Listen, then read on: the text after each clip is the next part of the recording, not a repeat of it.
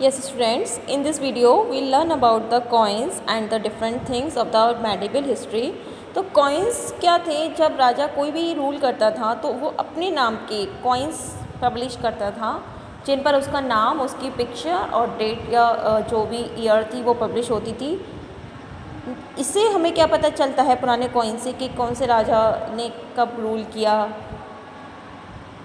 और उनका एम्पायर कहाँ तक एक्सटेंड था। नेक्स्ट है लिटरेरी सोर्सेज। लिटरेरी सोर्सेज अभी आपको बता चुकी हूँ मैं। लिटरेरी सोर्सेज जहाँ से हमें जैसे रेगुलर फॉर्मास, कोट्स, ऑटोबायोग्राफीज़, बायोग्राफीज़, ट्रैवलॉग्स, ये सारी चीज़ों का पता चलता है। नेक्स्ट आता है ट्रैवलॉग्स। ये स्टूडेंट ट्रैवलॉग्स क्या होते हैं? अभी आपको बताया था मैंने छोटे शॉर्ट में कि जब भी कोई ग्रेट एम्परर, कोई राजा महाराजा बहुत महान होता, फेमस होता था, तो विदेशों से कोई भी एक स्कॉलर, कोई विद्वान व्यक्ति उसके दरबार में आता था। क्यों? वाई डिड ही कम? वे क्यों आते थे? Because they want to know about the administration and the what is the strength of the king, कि ऐसा स्ट्रेंथ क्या है इस किंग की, ऐसा कैसा एडमिनिस्ट्रेशन है कि he is so powerful that he is ruling over the country. तो यह सब जानने के लिए विदेशों से लोग आते थे। तो that were called traveller and the book written by the traveller was called is called travelogues. तो इनमें से कुछ एग्जाम्पल हैं, जैसे अल बरूनी सेंट्रल एशिया से आया था और उसने इंडियन फ़िलासफ़ी और कल्चर के बारे में एक बुक लिखी थी, किताब फ़ी तहकीक, जिसको कि तारीख अल हिंद भी बोलते हैं। नेक्स्ट है Ibn Battuta he travelled from his birth place Morocco. वह मोरक्को से आया था। कब आया था? जब Tughlaqs was riding over the India. उसने अपनी बुक लिखी थी, कौन सी? रिहाला, दैट मीन्स ट्रेवल्स। नेक्स्ट है अब्दुल रज्जाक आया था विजयनगर जो तेनालीरामन वाला राज्य था, दैट वॉज विजयनगर। उस टाइम पर अब्दुल रज्जाक आए थे। और भी बहुत सारे ट्रैवलर्स थे, जिनमें से मार्को पोलो है, वेनिस से आए थे, निकोलो कॉन्टी इटली से, Duarte Barbosa and Domingo Paes Portugal से, सर थॉमस रो इंग्लैंड से, बर्नियर एंड ताबरनिर फ्रांस से, एंटेंसिन निकिटिन रशिया से। ये सारे मेडिवल पीरियड में ही आए। अच्छा, अब जो एक पैसेज दिया हुआ है, you can see in the pink box, ये एक पैसेज है, ये किसके द्वारा लिखा गया है? इब्न बतूता के द्वारा। ये कौन से इंडिया को डिस्क्राइब कर रहा है? मेडिवल इंडिया को, यानी कि ये उस समय आया था और इसने इंडिया के बारे में कुछ लिखा है। तो हम इसको पढ़ते हैं, क्या लिखा है इसने। ये कह रहा है कि we then journeyed from the city जनानी, हमने जनानी सिटी से अपनी यात्रा शुरू की, जब तक कि we reach a large city outside, हम एक बड़ी सिटी के बाहर ना पहुंच गए, which is a treeless sandy stretch, जो कि ट्रीलेस, यहाँ पर पेड़ नहीं है, सिर्फ रेत ही रेत है। Along the banks of the river here, नदियों के किनारे।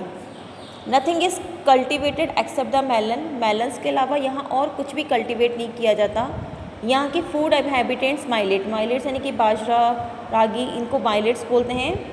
फ़िश और बफेलो यहाँ एबंडेंस में मिलता है, यानी कि मछली और बफेलो मिल्क यहाँ बहुत मिलता है।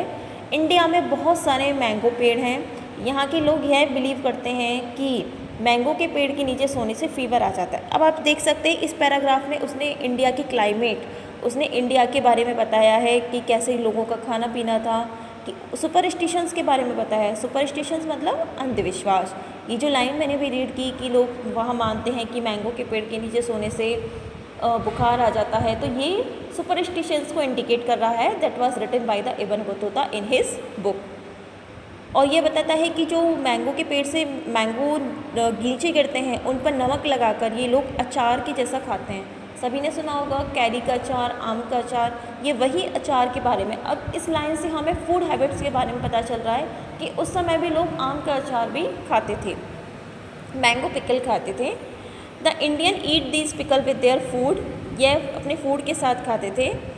इसके बाद जैक फ्रूट की ट्रीज़ बहुत है। जैक फ्रूट यानी कि कटहल, और जो कि वॉलनट के जैसा दिखता है। ये वाला फ्रूट जो है वो इंडिया में एक रूट से पैदा होता है। इसके सीड्स को रोस्ट किया जाता है।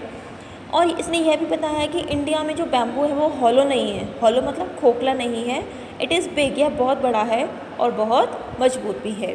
अब आपने देखा होगा कि इस पैराग्राफ से हमको किस तरह से ओल्ड इंडिया, मेडिवल इंडिया के बारे में पता चला। नेक्स्ट एक्सरसाइज है, you can fill it yourself if you have read this paragraph or chapter properly. Next आता है students chronicles. Chronicles are the written records of events arranged in order where they happened. Chronicles उनको बोलते हैं किसी events को sequence में arrange करना, that are called chronicles. Next है most chronicles are written in Turkish and Persian. अधिकतर जो chronicles हैं वो तर्किश और पर्शियन में लिखे गए हैं, जिनमें से कुछ यहाँ डिस्क्राइब हैं. पहला है राज जट रागनी, ये कल्हाना में लिखा गया है किंग्स ऑफ कश्मीर के द्वारा. तारीख़ फ़िरोज, ये जिया उद दिल बरानी के द्वारा लिखा गया है. तारीख़ फ़रिश्ता, फ़रिश्ता के द्वारा. खजनुल फतहु एंड तुगलकनामा अमीर खुसरो के द्वारा लिखा गया है. अब आती हैं ऑटोबायोग्राफीज़ एंड बायोग्राफीज़. इसके बारे में पहले बता चुकी हूँ. ऑटोबायोग्राफी किसी पर्सन अपने बारे में जो खुद बुक लिखता है, दैट इज़ ऑटोबायोग्राफी. और किसी और के बारे में बुक लिखना इज़ कॉल्ड बायोग्राफी. ऑटोबायोग्राफी जैसे कुछ हैं फुतहत और फ़िरोज़ शाही, ये खुद फ़िरोज़ शाह ने लिखी थी. बाबरनामा खुद बाबर ने लिखी थी, ये ऑटोबायोग्राफीज़ हैं. तुजुक ए जहांगीरी, ये खुद जहांगीर ने लिखी थी. अब हैं बायोग्राफीज़. बायोग्राफीज़ में इंपॉर्टेंट आती है पृथ्वीराज रासो, ये चंद्रबरदाई उसका फ्रेंड भी था और उसका कोर्टियर भी था. हुमायूं नामा गुलबदन बेगम ने. अकबर नामा अबुल फजल ने. तारीख़ शहरी अब्बास शेरवानी ने. ये सारी ऑटोबायोग्राफीज़ एंड बायोग्राफीज़ हैं. इसके साथ ही चैप्टर फिनिश होता है student. I hope you all get it well. आप वीडियो को बार बार देख सकते हैं, समझ सकते हैं. Till then, good bye everyone, and we'll meet in the next video.